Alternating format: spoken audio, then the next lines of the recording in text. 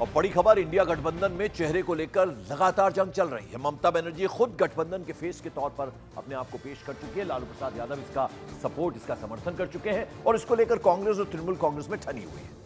इस बीच में पश्चिम बंगाल कांग्रेस के प्रदेश अध्यक्ष शुभंकर शर्मा ने ममता बनर्जी और तृणमूल कांग्रेस पर आरोप लगा दिया कि ममता बनर्जी ने कई मौकों पर बीजेपी के लिए ऑक्सीजन का काम किया है। उन्होंने यह आरोप लगाया कि जब बीजेपी संकट में रही उस वक्त एकजुट विपक्षी मोर्चे को ममता बनर्जी ने पटरी से उतार दिया। उन्होंने उपराष्ट्रपति के चुनाव का जिक्र करते हुए साफ कहा कि तृणमूल कांग्रेस ने वाइस प्रेसिडेंट के लिए जो मतदान हुआ उसमें भाग नहीं लेने का फैसला किया, जबकि तब इंडिया गठबंधन एकजुट था। उन्होंने कहा कि यह तब हुआ जब जगदीप धनखड़ उपराष्ट्रपति के लिए बीजेपी के उम्मीदवार थे और उन्होंने पश्चिम बंगाल में बतौर राज्यपाल ममता बनर्जी सरकार के खिलाफ मोर्चा खोल रखा था। पश्चिम बंगाल कांग्रेस के अध्यक्ष शुभंकर सरकार ने कहा कि मुख्यमंत्री ममता बनर्जी जी ने उपराष्ट्रपति के चुनाव से पहले दार्जिलिंग के राजभवन में जगदीप धनखड़ और असम के सीएम हेमंत बिस्व शर्मा के साथ बैठक की थी। कांग्रेस ने यह आरोप लगाया कि बीजेपी का सपोर्ट करने के लिए ममता बनर्जी की पार्टी मतदान से दूर रही। सीधे सीधे आरोप लगाया ममता बनर्जी पर और उपराष्ट्रपति चुनाव का हवाला देते हुए उन्होंने कहा, इस बीच ममता बनर्जी की पार्टी की तरफ से लगातार दावा किया जा रहा है कि इंडिया गठबंधन में ममता बनर्जी से ज्यादा काबिल चेहरा कोई नहीं है। तृणमूल कांग्रेस सांसद सुष्मिता देव ने कहा कि ममता बनर्जी 7 बार सांसद, 4 बार केंद्रीय मंत्री, 3 बार सीएम रह चुकी है और चौथे कार्यकाल की कगार पर है।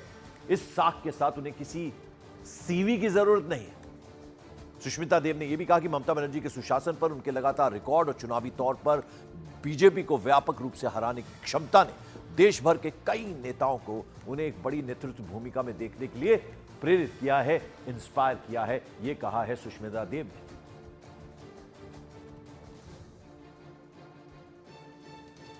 और इस बीच ममता की दावेदारी को लेकर तृणमूल कांग्रेस की ओर से बड़ा बयान भी आया है। कल्याण बनर्जी ने कहा कि कांग्रेस ने अपने ईगो के लिए ममता दीदी जैसी नेता को 1997 में कांग्रेस से निकाल दिया था। आज दीदी वहां होती तो क्या होता, यह भी कांग्रेस को समझना चाहिए। कांग्रेस को अपना ईगो छोड़ देना चाहिए, यह कहना है उनका। आप कांग्रेस पे हमलावर हैं, कांग्रेस को लेकर कह रहे कि ईगो में है पार्टी। क्या होना चाहिए इंडिया गठबंधन में? देखिए, हम तो पहले ही बोला था जे ममता बनर्जी को अभी इंडिया अलायंस को लीडर करेंगे तो अच्छा फाइट होगा। बीजेपी का अगेंस्ट में, नरेंद्र मोदी का अगेंस्ट में लड़ने के लिए एक लीडर चाहिए, कैप्टन चाहिए।